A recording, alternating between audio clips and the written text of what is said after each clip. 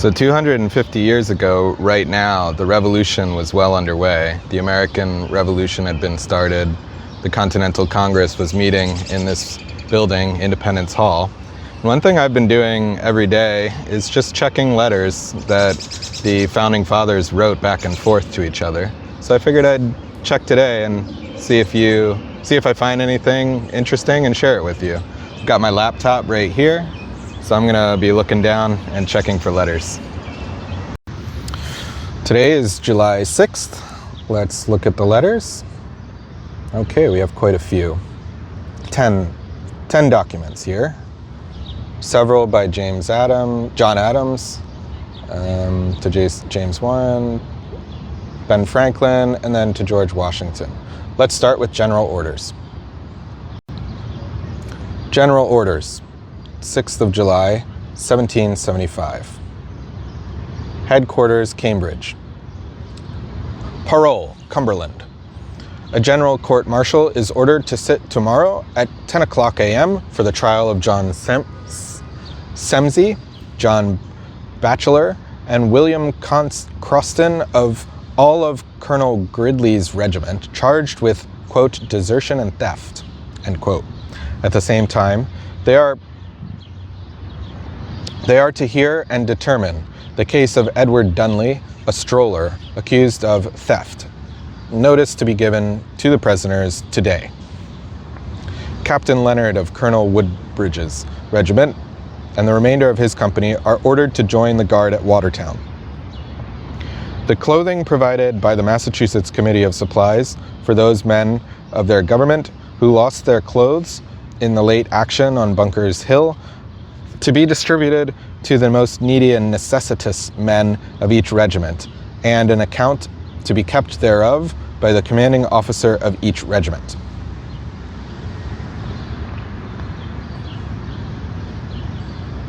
Footnote number 1. The name of this soldier is given as John Seymour in the Reed copy, and is John Seymour in the Mifflin copy. Number 2. In the Reed copy of the name Edward is struck out, and the name Thomas is inserted above it. Number 3. Captain Noadiah Leonard served in Colonel Benjamin Ruggles, Woodbridge's Massachusetts regiment until the end of 1775. For the guard at Watertown, see General Orders. Number 4. On 19th of June, 2 days after the Battle of Bunker Hill, Artemus Ward's secretary, Joseph Ward, informed the Massachusetts Provincial Congress, quote, that in the late action, many of the soldiers lost their blankets and clothes. They are now in a very suffering condition on that account, and must, in order to fit them for duty, be immediately supplied, especially with blankets.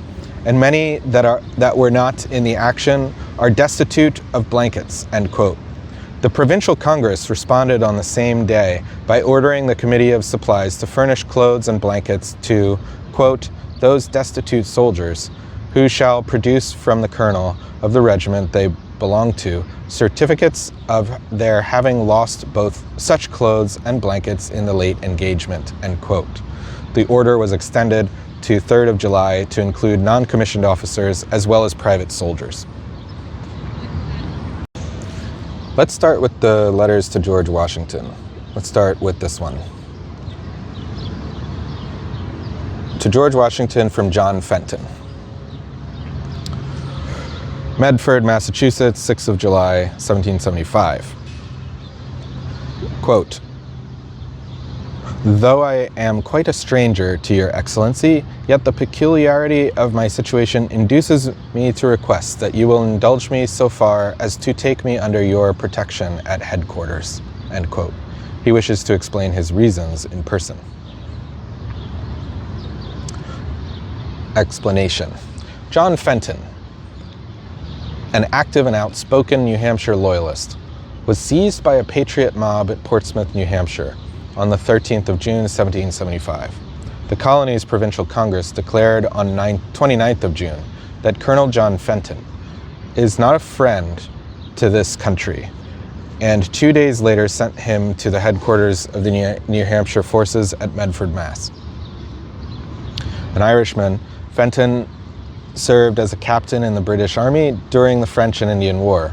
he married an American, and when his regiment was reduced at the end of the war, he left the army and settled in Massachusetts. In 1771, Fenton moved to New Hampshire, where he had been given a large grant of land. By allying himself closely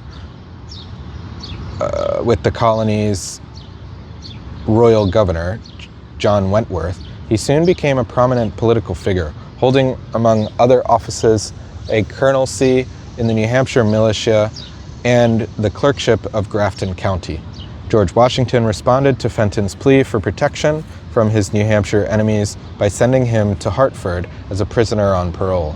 On 19th of September, the Continental Congress directed George Washington to release Fenton, quote, on his giving his parole of honor to proceed to New York, and from thence to Great Britain or Ireland, and not to take up arms against the good people of this continent. See also John Hancock to George Washington, 26th of September 1775. Fenton sailed to England soon afterwards and never returned to America. Next, to George Washington from Daniel Murray.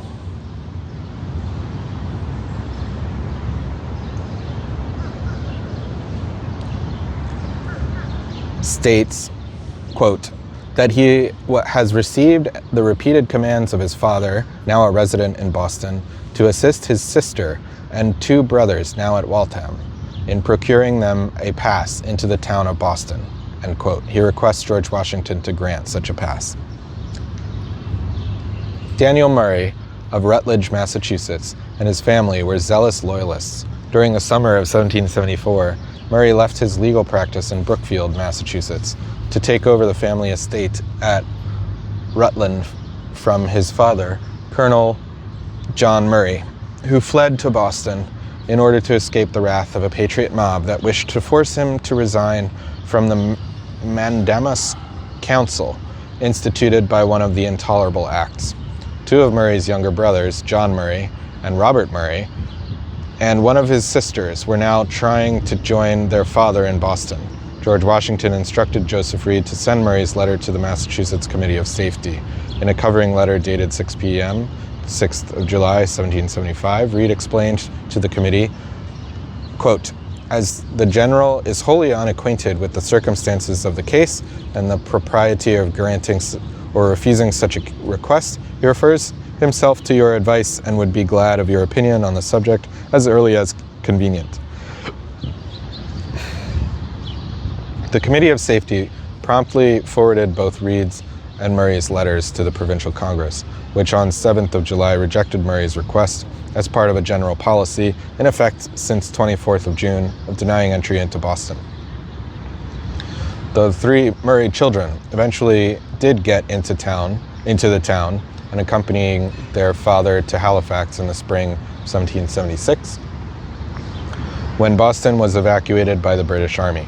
In early 1777, Daniel Murray abandoned the family property at Rutland to move inside British lines. In June 1777, he became captain of a company of Loyalist volunteers, and in February 1781, he was appointed a major in the King's American Dragoons. Let's read to George Washington from the Massachusetts Committee of Safety. May it please your excellency, the bearer, Captain Brown, is the officer who took the horses that came off from Bunker's Hill. You'll please to direct said horses being delivered to his care. Footnote number 1. A party of men commanded by a Captain Brown of Salem, Massachusetts, took 4 horses from the enemy on or near Charlestown Neck at the morning of 4th of July. That same day, George Washington, quote, having occasion to visit the lines with his aide-de-camp, end quote, asked the Massachusetts Committee of Safety for use of the captured horses, and Benjamin Church, chairman of the committee, promptly ordered all 4 to be sent to him. Quote, His Excellency, quote, end quote, Church wrote in his order, quote, will return them to the captors or pay for them if they are willing to part with them, end quote. Captain Brown and his men soon laid claim to the horses. and the dispute about whose property they were was referred to the Committee of Safety to the Provincial Congress, which resolved on 13th of June that quote, the horses be delivered into the hands of Captain Brown until further order of this Congress or some future House of Representatives of this colony, end quote. George Washington's displeasure with the handling of this affair is evident in the letter that Joseph Reed wrote about 16th of July to the Massachusetts Committee of Supplies, quote, by the time General's direction, two of the horses which came from the enemy some time ago are herewith sent you. One of them, Captain Brown, sent to his father contrary to the General's inclinations and without his knowledge. The General is clearly of opinion that the idea of their being the property of the captors is to be wholly discouraged, as dangerous to the service, and by exposing the soldiers to the temptation of leaving their posts in quest of plunder.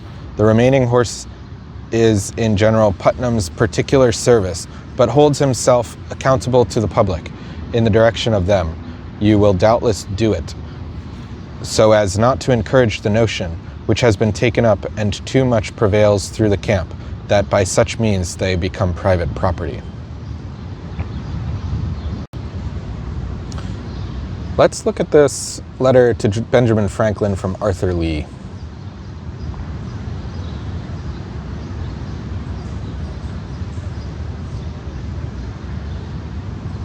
Dear Sir, I write to you more to prove my remembrance of you than for the importance of anything I have to communicate. Okay. The two defeats near Boston seem to have made little impression on the ministry. They still talk of great things to be expected from their generals and troops united. One of your judgment will draw more important information from the single word rebels used in the Gazette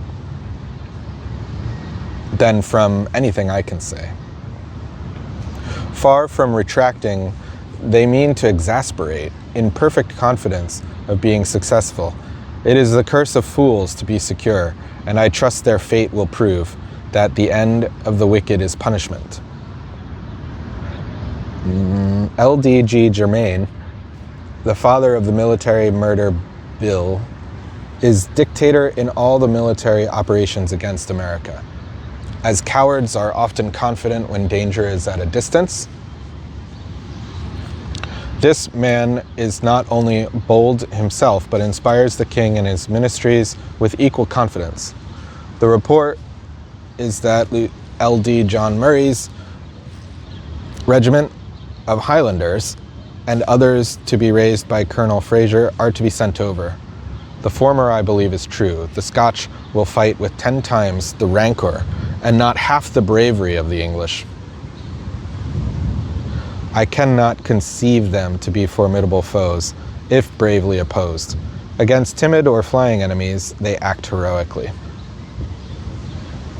The dissatisfaction of the public here certainly increases every day. Shortly, it will arrive to that degree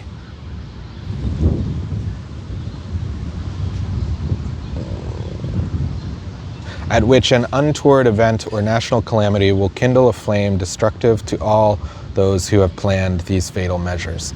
You will see by the proceedings of the Common Hall what are the sentiments of the City of London.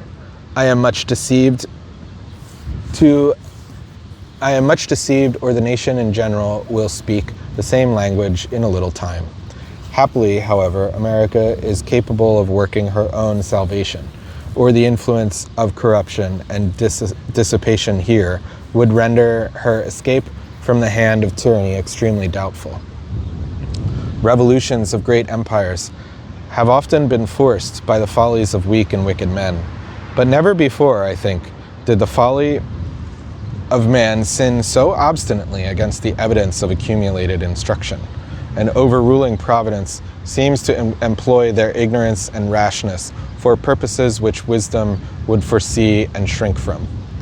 It will be of great use in proving the propriety of our proceedings to state the number of petitions from all the provinces which have been presented in vain, not being in possession of them, nor knowing how to get them, but by the speaker of each province, sending the part of their journals which contains them, I must beg the favor of you to endeavor to obtain that for me.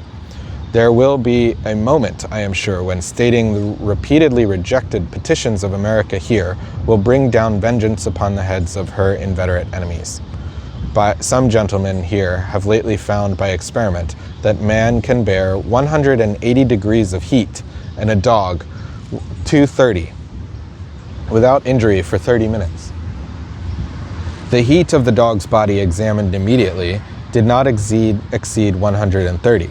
This proves what I long ago observed to some experiments on frogs, that the animal body, when living, was endued with a power of generating cold as well as heat.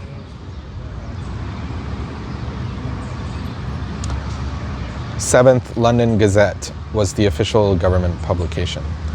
Footnote number 8. For the old charge that Germain was a coward, see above, XXI 185N. Lee is accusing him of having fathered the Massachusetts Administration of Justice Act, which was designed to secure inter alia fair trial for royal officers and soldiers indicted for murder. Although he was scarcely the father of the act, he did support it. By midsummer, his influence was rising, and Lee says, but he was not yet a minister, let alone dictator. Footnote number 9. General Lord John Murray was colonel of the Black Watch, or 42nd Highlanders. Major General Simon Fraser raised the 41st, or Fraser's Highlanders, at the beginning of the war and was its colonel. Namur and Brooke, both regiments were in America in time to participate in the Battle of Long Island. Sir Henry Clinton. Both colonels stayed at home. Footnote number 1. On June 24th, the mayor, aldermen, and livery adopted a number of resolutions, one of which denounced whoever had advised the monarch not to receive on the throne any petition from them. At the same time, they drew up such a petition. It protested British policy in America, praised colonial resistance, and called for the dismissal of an administration that had corrupted Parliament. When the king refused to receive this indictment in the way they had stipulated, they withdrew and published it. On July 4th, they passed further resolutions that the sovereign's conduct had made the right of petition nugatory. The next day, the resolutions of June 24th and July 4th were presented without the petition, and the king received them in silence. Number 2, Lee had been an FRS for almost a decade, and on the same day that he wrote, he must have heard a paper by Dr. Charles Blagden, quote, further experiments and observations in a heated room.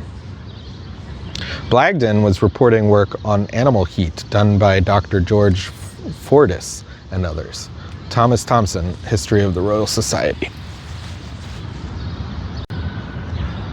Okay, let's click into this editorial note on the Declaration of Causes and Necessity for Taking Up Arms. This was a longer document that we read, briefly skimmed through a couple days ago. Get out of here. Okay, editorial note on the Declaration of the Causes and Necessity for Taking Up Arms, 6th of July, 1775. Editorial note.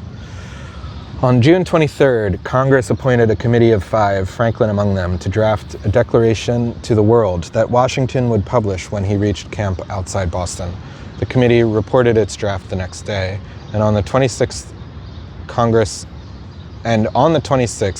after some debate, recommitted it and added John Dickinson and Thomas Jefferson to the committee. These newcomers between them composed the second version, which was reported on July 6th and adopted with minor changes. The question of which man wrote the famous declaration has generated much controversy among historians, but no one, to our knowledge, has suggested, and we have no reason to believe that Franklin played any part in its composition. Okay. Finally, we have a series of 4 letters to and from John Adams. So let's start with the letters from. We have from John Adams to William Tudor and to John Adams from William Tudor. Okay, actually, let's do it the reverse way, because he probably received the letter from William Tudor and then replied. I'm just going to guess that. So let's read this one first. To John Adams from William Tudor, Cambridge, July 6, 1775. Dear Dr. Sir, I received your very kind letter last evening, and this morning had the honor of being introduced to General Washington by Major Mifflin, and through your recommendation was very genteelly noticed. I had an invitation from the General to dine with him tomorrow, when I shall attempt making a proper use of your hints. I have been entirely idle ever since the communication with the town of Boston was interrupted. At a time when every nerve of every citizen should be stretched in the service of our bleeding country, it was with pain I found I could not be useful. The manner in which the commissions in the army were granted precluded me from obtaining one, and the numbers who sought employment in the other departments necessitated me to wait for some more favorable opportunity. Indeed, the very little method or arrangement that appeared in the conduct of matters made me decline soliciting any office. The General has not yet settled his family. Having only one aide-de-camp, the secretary, Mr. Reed, was appointed secretary. Having only one aide-de-camp, the secretary. Mr. Reed was appointed secretary before the General reached Cambridge. I have some expectation of being in that office with him, which will make me one of the General's family, and I shall be in the way, at least, of being known. You will please, sir, to make my most respectful acknowledgments to each gentleman who did me the honor of mentioning me to the General. It has given vast satisfaction to find the continent have undertaken the conduct of the war. The plans of our provincial Congress were narrow and very inadequate to the great design. We are not to cope with Great Britain without the most powerful exertions. Our frugal representations have been always so careful of the public money that they are confounded at the prospect before them. It is computed the expense of the army is 120,000 sterling monthly. I have heard it quoted as a shrewd observation that Great Britain had began this quarrel 50 years too late, and the colonies 50 years too soon, and that the mistake of both would be ruined. The first part of this position I believe true, but the colonies are not an hour too soon. In 20 years, the arts of corruption would have debauched so many that I doubt whether a majority could have been found to have resisted the most iniquitous measures. Massachusetts and New York felt its influence, and it would soon have found its way through the continent. Our army are in good spirits, but still want discipline. The importance of implicit obedience to the orders of their officers is not yet sufficiently felt and acknowledged by the ranks. A hardy, free-spirited yeomanry, all their lives unused to control, cannot easily brook it. Your most obliged and very humble servant, William Tudor. Footnote number 1, see John Adams to Tudor, 20th of June. We read that one, so you can go back and read it. Footnote number 2, Joseph Reed was named secretary before Washington left Philadelphia, although Reed agreed only to a temporary appointment. Following that letter, let's read from John Adams to William Tudor. Philadelphia, July 6th. Dear Sir, I have at last the pleasure of acknowledging your favor of the 26th of June. I have mourned week after week the loss of my old correspondents in a course of time when they were of more consequence to me and to my errand than ever. What has become of Tudor? Where is Tudor? Is he gone to England? Is he sick? Is he afraid to write? Is he gone into the army and become so intent on war with his enemies as to forget his friends? These were questions very often in our mouths. But the past shall be forgiven upon condition that you keep an exact journal of occurrences from day to day for the future and transmit it to me by every opportunity. We have spent this whole day in debating paragraph by paragraph, a manifesto, as some call it, or a declaration of the causes and necessity of our taking up arms. It will be printed tomorrow and shall be transmitted as soon as possible. It has some mercury in it, and is pretty frank, plain, and clear. If Lord North don't complain, every mother's son of us, with a bill of attainder in exchange for it, I shall think it owing to fear. Surely upon the same principle that he has ordered or suffered Gage to proclaim Adams and Hancock unpardonable, he must order all of us to be declared so, for all have now gone further than they ever did. The military spirit in this city would agreeably surprise you. It breaks out into a great variety of forms: riflemen, Indians, light infantry, light horses, Highlanders and their plaid and bagpipes, and German hussars. This morning a person came to the door of the State House where the Congress sits, in all his pontificalibus.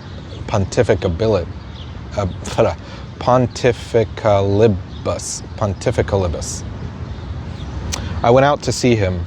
His errand was to shew us the dress and armor of a German hussar, a stout man with an high large cap on his head, with a streamer flowing from it down to his waistband, a death's head painted on the front of it, a large hussar cloak, ornamented with golden cord, lace, and fringe, a scarlet waistcoat underneath, with gold buttonholes and yellow metal buttons, double-breasted, a light musket slung over his shoulder, and a Turkish saber or scimitar by his side, longer, better fortified, and more conveniently shaped than an Highland broadsword. His horse, well bridled, saddled, pistols in good holsters, an active fellow, slinging his firelock and saber about, and mounting with great agility. Taken altogether, the most formidable military figure I ever saw. It seems he has a great inclination to see Burgoyne light horse. He tells us he can enlist immediately 50 or 60 German veterans who have long served in Germany and are as desirous of going in the character of hussars or troopers as he is. This would set before our New England people a fine example of their imitation. But what is of more moment, it would engage the affections of the Germans, of whom there are many in North York, Pennsylvania, Maryland, and other colonies, more intensely is the cause of America. What will be done, I know not. Let me entreat you, as you love your country and your friend, write me by every opportunity. My compliments to your father and mother and all friends, John Adams. Footnote number 1. See John Adams to Joseph Palmer, 5th of July, which we read yesterday. Official or ceremonial attire. Okay, number 3. On 11th of July, the delegates from Pennsylvania were given permission to, quote, treat with and employ 50 hussars, end quote, and send them to join Washington's army. On 1st of August, however, the Congress reconsidered and decided that the Pennsylvania delegation should not act upon the resolve and should discharge hussars that had been, quote, engaged or enlisted.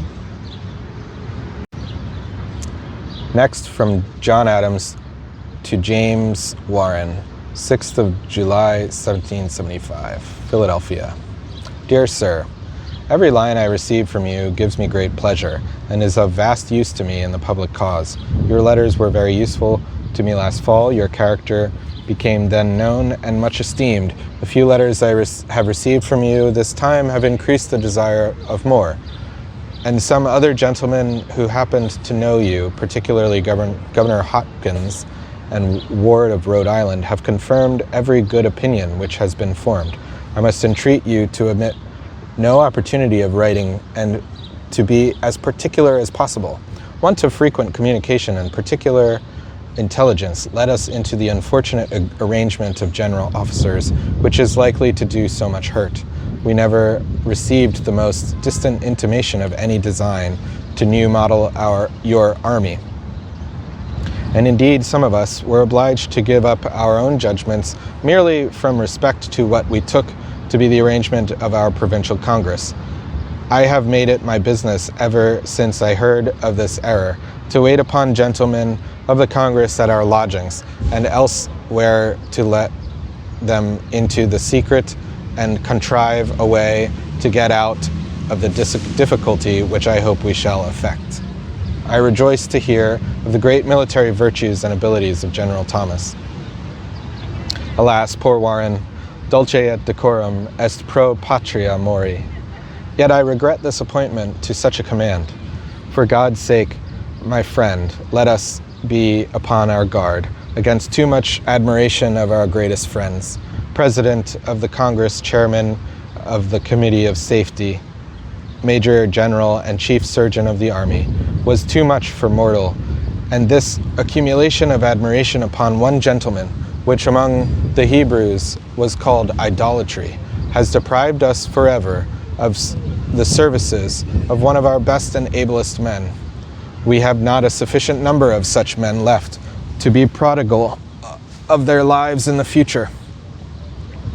Every brain is at work to get powder and saltpeter. I hope we shall succeed, but we must be very economical of that article. We must not use large cannon if we can possibly avoid it. This letter will go by two fighting Quakers, Mr. Stephen Collins and Mr. John Kane. The first is the most hospitable benevolent alive. He is a native of Lynn, a brother of Ezra Collins of Boston, is rich and useful here.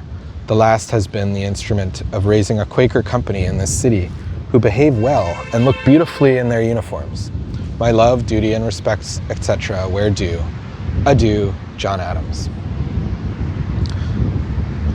Explanation. Secret and confidential, as the saying is, the Congress is not yet so much alarmed as it ought to be. There are still hopes that ministry and Parliament will immediately recede as soon as they hear of the Battle of Lexington and spirit of New York and Philadelphia, the permanence of the Union of the colonies, etc. I think they are much deceived, and that we shall have nothing but deceit and hostility, fire, famine, pestilence, and sword from the administration and Parliament. Yet the colonies, like the bodies of men, must and will have their way and their honor, and even their whims. These opinions of some colonies, which are founded, I think, in their wishes and passions, their hopes and fears, rather than in reason and evidence, will give a whimsical cast to the proceedings of this Congress. You will see a strange oscillation between love and hatred, between war and peace, preparations for war and negotiations for peace. We must have a petition to the king and a delicate proposal of negotiation, etc. This negotiation I dread like death, but it must be proposed. We cannot avoid it. Discord and total disunion would be the certain effect of a resolute refusal to a petition and negotiate. My hopes are that the ministry will be afraid of negotiation as well as we, and therefore refuse it. If they agree to it, we shall have occasion for all our wit, vigilance, and virtue to avoid being deceived, wheedled, and threatened or bribed out of our freedom.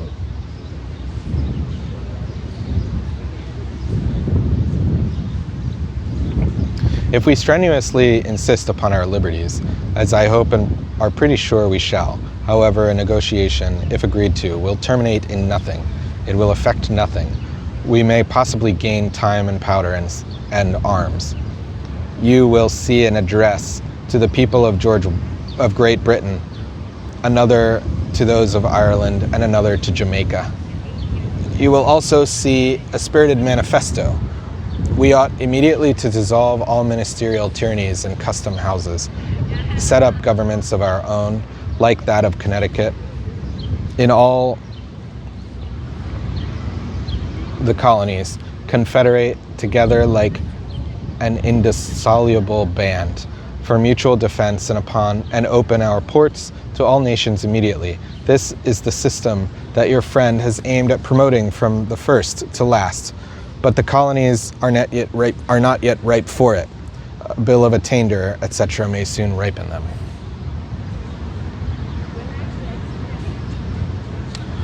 Footnote number 1. The issue was, at first, the competency of Artemas Ward as compared with John Thomas, but it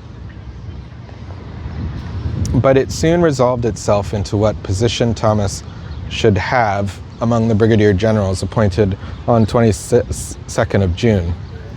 At that time, the aged Seth Pomeroy had been placed first, and Thomas, whom many in Massachusetts believed to be their most able general, sixth, below William Heath, his subordinate in the Massachusetts Army.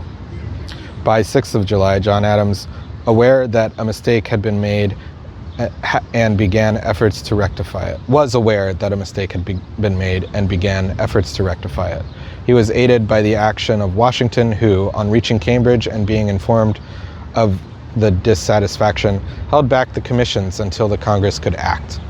On 19th of July, on Washington's recommendation, John Adams moved to put Thomas first among the brigadiers in the place of Pomeroy, who had not taken up his commission. The action by the Congress brought the controversy to a successful conclusion as far as Massachusetts was concerned, but problems remained in the ranking brigadiers.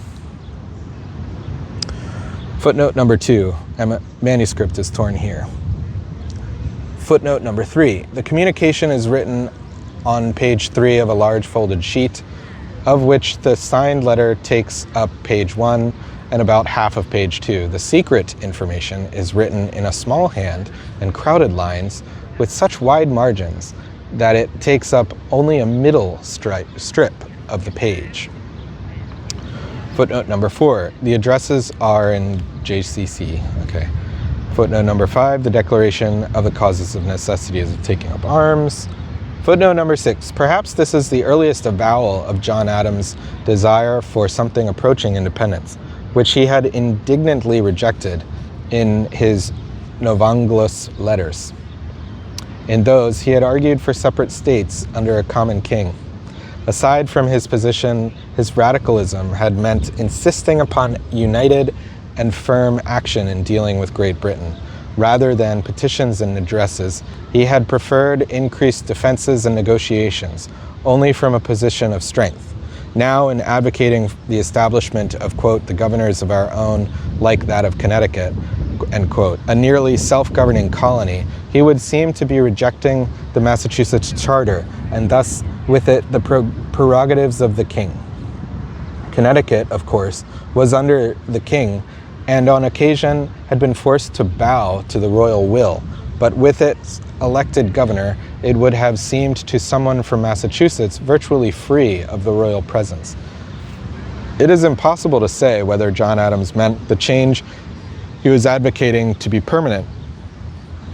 In a letter to Warren of 24th of July, he writes of, quote, peace and reconciliation, end quote, and negotiation. In revealing to Warren the actions of the Congress and his own opinion of them, John Adams was violating for the first time the rule of secrecy imposed by the Congress on 11th of May. Certainly the violation stemmed from John Adams' frustration, but it may have been a more immediate cause. his confrontation with John Dickinson, described in John Adams' autobiography. This event occurred during the debate on the second petition to the king, which ended on 5th of July. This first disregard for secrecy rules began a series of letters equally revealing of the divisions within the Congress, which culminated in 24th of July with the famous reference to John Dickinson as a, quote, piddling genius, end quote.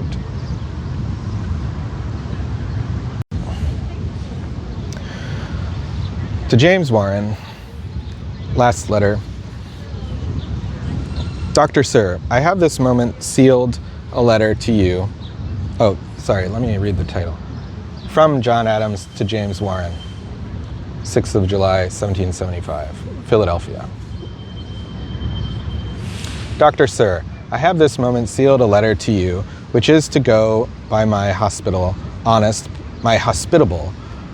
benevolent friend, Stephen Collins. But I have several particulars to mention to you, which are omitted in that letter. 10 companies of expert riflemen have been ordered already from the 3 colonies of PM and V. I believe that would be Pennsylvania, Maryland, and Virginia. Some of them have marched under excellent officers. We are told by gentlemen here that these riflemen are men of property and family, some of them independent fortunes, who go from the purest of motives of patriotism and benevolence into this service. I hope they will have justice done them and respect shown them by our people of every rank and order. I hope also that our people will learn from them the use of that excellent weapon, a rifle-barreled gun. A few minutes passed. A curious phenomenon appeared at the door of our Congress.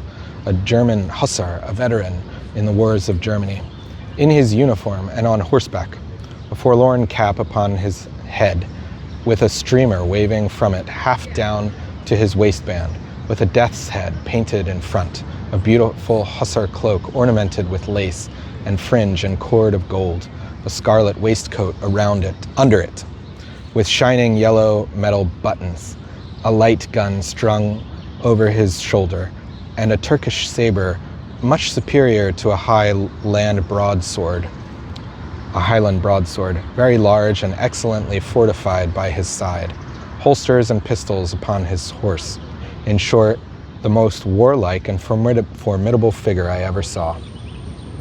He says he has 50 such men ready to enlist under him immediately, who have been all used to the service as hussars in Germany, and desirous to ride to Boston immediately in order to see Burgoyne's light horse.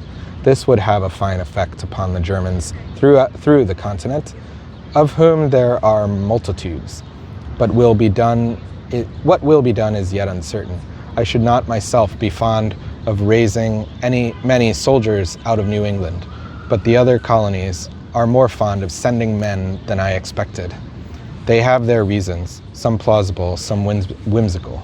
They have a secret fear, a jealousy, that New England will soon be full of veteran soldiers, and at length conceive designs unfavorable to the other colonies. This may be justly thought whimsical, but others say that by engaging their own gentlemen and peasants, the Germans, etc., they shall rivet their people to the public cause. This has more weight in it. But that it may have this effect, it is necessary that all who shall be sent be respectfully treated.